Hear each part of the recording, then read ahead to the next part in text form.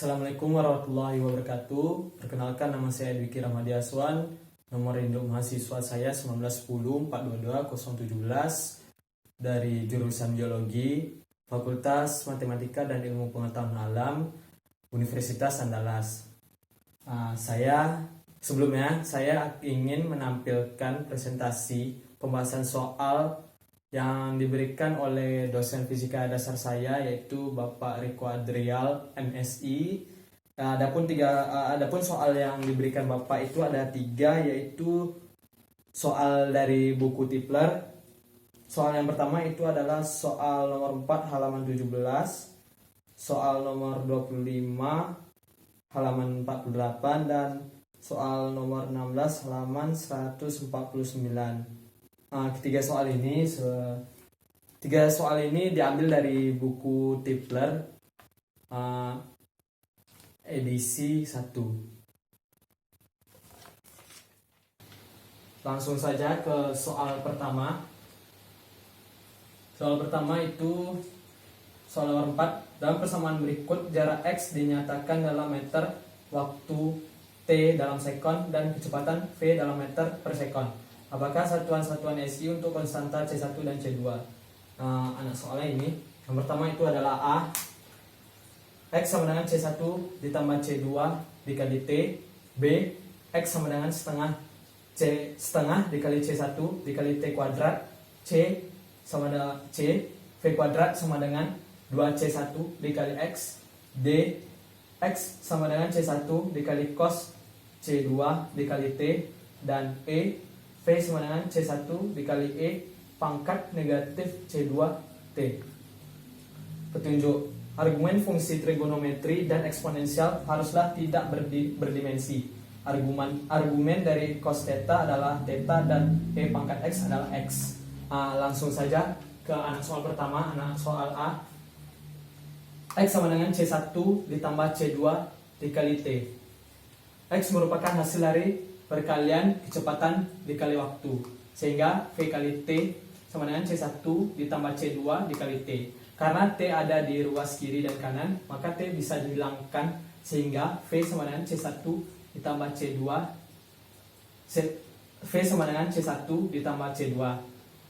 Oleh karena itu, C1 dan C2 memiliki satuan SI, yaitu meter per sekon kecepatan.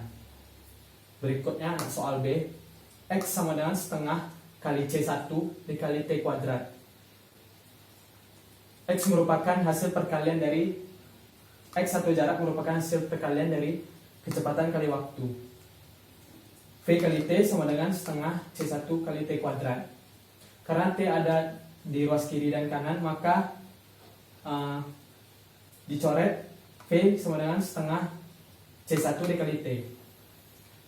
Berikutnya, V itu sendiri merupakan hasil dari jarak per waktu, sehingga X per T sama dengan setengah C1 dikali T.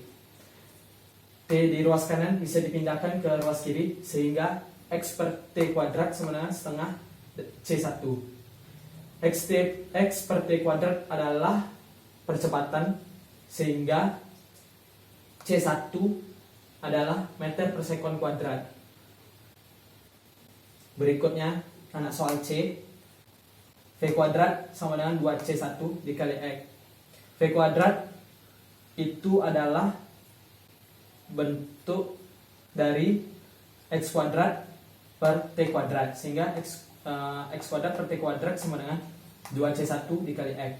X pada ruas kanan bisa dicoret dengan X pada ruas kiri, sehingga X per T kuadrat sama dengan 2C1. Sehingga C1 memiliki satuan SI meter per sekon kuadrat. Berikutnya soal D, anak soal D. X sama dengan C1 cos C2T. Dari soal diberi petunjuk cos theta sama dengan theta. Oleh karena itu, fungsi trigonometri cos bisa dihilangkan, sehingga X sama dengan C1 dikali C2 dikali T. X atau jarak merupakan hasil perkalian dari kecepatan kali waktu, sehingga V kali T sama dengan C1 dikali C2 dikali T. T pada ruas kiri dan ruas kanan bisa dicoret sehingga V sama dengan C1 dikali C2.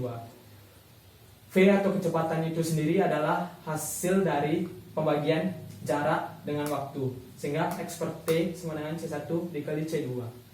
C1 sama dengan X dan C2 sama dengan per T, sehingga C1 dan C2 memiliki satuan SI. C1 sama dengan meter dan C2 sama dengan sekon pangkat negatif 1. Berikutnya itu adalah anak soal E, di mana V sama dengan C1 dikali E pangkat negatif C2T. Sama pada anak soal D diberi petunjuk E pangkat X sama dengan X, sehingga E bisa diubah menjadi V sama dengan C1 dikali negatif C2 kali T. Kecepatan merupakan hasil perkalian dari kecepatan merupakan hasil kecepatan merupakan hasil pembagian jarak per waktu.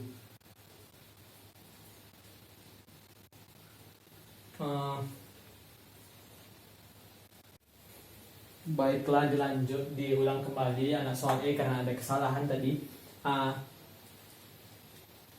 Dari mana itu dia? V sama dengan C1 dikali negatif C2T. V merupakan hasil dari pembagian X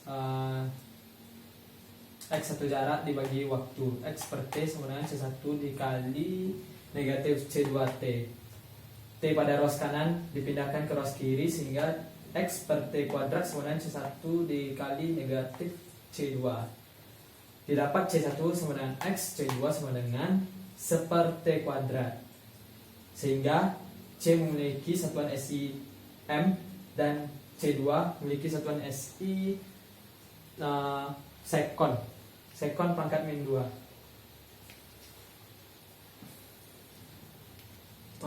Untuk soal nomor 4 selesai.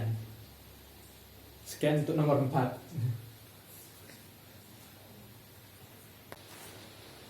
Berikutnya itu adalah soal kedua, yaitu soal nomor 25 halaman 48.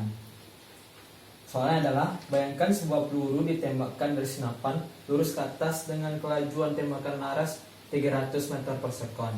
Dengan mengabaikan gesekan udara, seberapa tinggikah peluru itu naik? Dari soal kita ketahui kecepatan peluru saat meninggalkan laras 300 meter per sekon. Gravitasi yaitu percepatan gravitasi yaitu 9,8 meter per sekon kuadrat. Nah, yang ditanya adalah ketinggian maksimum. Untuk mencari ketinggian maksimum kita dapat menggunakan rumus V kuadrat sama dengan V0 kuadrat ditambah 2A dikali X kurang X0. Karena yang ditanya itu adalah ketinggian maksimum, di mana peluru tersebut tidak akan memiliki kelajuan sebesar 0. Berarti 0 sama dengan V0 kuadrat dikurang 2G. Dikurang di sini karena arah gravitasi itu berlawanan arah dengan arah terbangnya peluru, sehingga memiliki nilai negatif.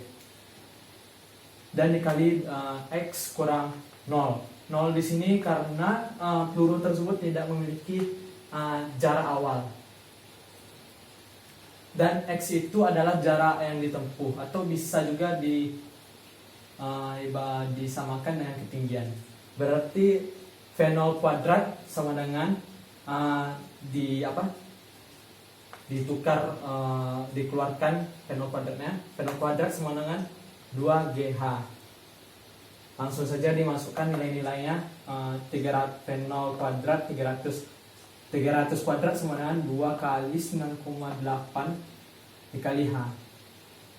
9 kali 10 pangkat 4 sama dengan 19,6 dikali H. H sama dengan pembagian 9 kali 10 pangkat 4 dibagi 19,6. Sehingga H itu didapat 4.591,83 meter. Sekian dari presentasi soal kedua. Baik, pembahasan soal selanjutnya yaitu soal 16 halaman 149. Yaitu sebuah kotak 3 kg diam di atas meja horizontal. Kotak itu diikatkan pada kotak 2 kg lewat tali ringan seperti ditunjukkan pada gambar. Soal 16 ini ada dua anak soal, yaitu anak soal A, berapakah koefisien gesekan statik minimum supaya benda tetap diam? Berarti yang ditanya adalah berapakah nilai koefisien gesek statis benda satu agar seluruh sistem tidak bergerak atau diam. Diketahui massa balok 1 itu 3 kg, massa balok 2 itu 2 kg. Percepatan gravitasi itu adalah 9,8 meter per sekon kuadrat. Tidak terjadi akselerasi dan penjumlahan seluruh gaya pada sistem itu 0. Langsung dijawab,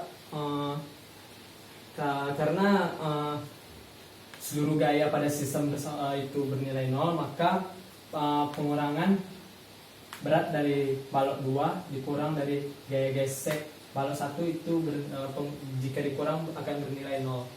Berarti berat balok 2 sama dengan gaya gesek balok 1. Kemudian dipecah persamaan sebelumnya. Berat balok 2 sama dengan koefisien gesek balok 1 dikali gaya normal balok 1.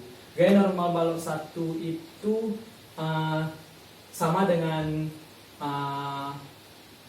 berat balok 1, massa balok 1 dikali gravitasi, karena arah gaya normalnya tegak lurus berlawanan dengan berat balok 1.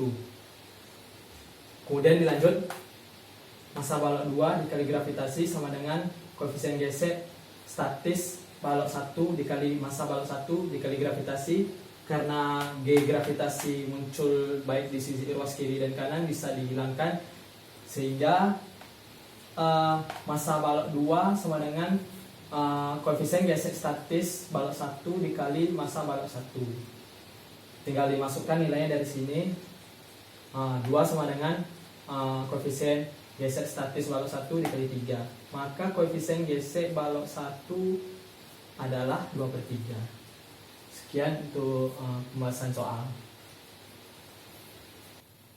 Soal berikutnya yaitu 16B, yaitu jika koefisien gesekan kinetik antara kotak dan meja adalah 0,3, carilah waktu agar massa 2 kg jatuh 2 meter ke tanah jika sistem mulai dari keadaan diam. Berarti dari soal kita dapat ketahui massa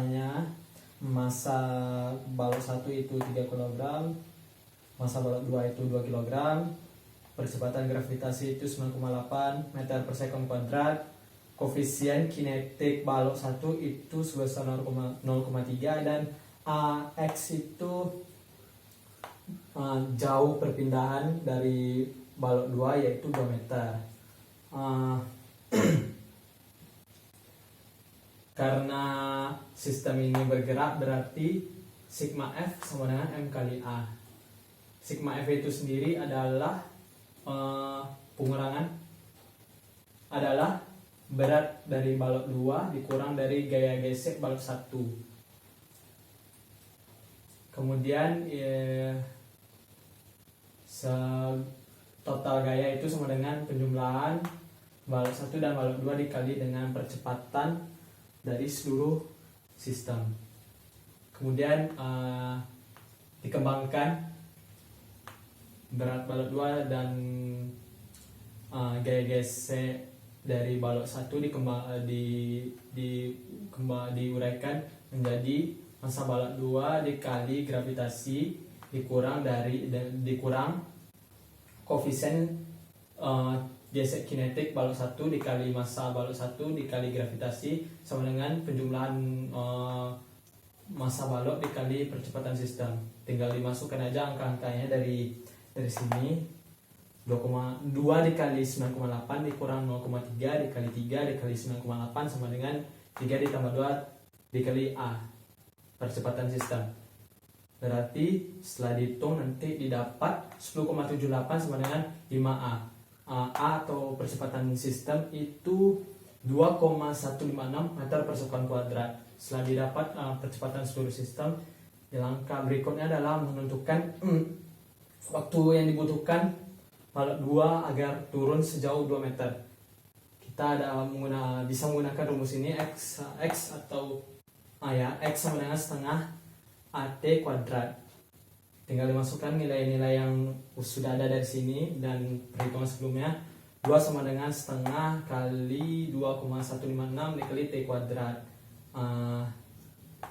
Kita hitung dulu ini menjadi 2 sama dengan 1,078 dikali T kuadrat.